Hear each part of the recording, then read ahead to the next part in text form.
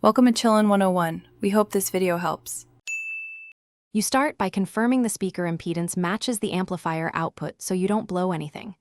Once done, measure and cut speaker wire to reach from amp to speaker with slight slack.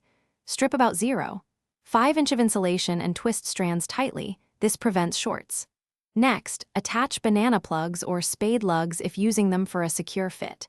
Make sure to keep polarity consistent, red to red, black to black. This prevents phase issues and weak bass response. Now you connect the wires to terminals, double-checking polarity so the speakers operate in phase. Tighten binding posts firmly but don't over-torque. You want good contact without crushing the terminal. Route cables away from power cords to reduce hum and use cable ties for neat runs. Once wired, position speakers at ear height and an equal distance from the listening position to preserve imaging. If using stands, isolate with pads to reduce vibration transfer, and power on the system at low volume and play a familiar track or sweep tone to verify full range output. Listen for hum, buzz, distortion, or imbalance between speakers.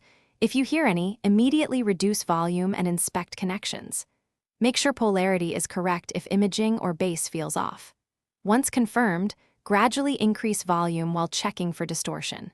If problems persist, swap cables or test another amplifier or speaker to isolate faulty components.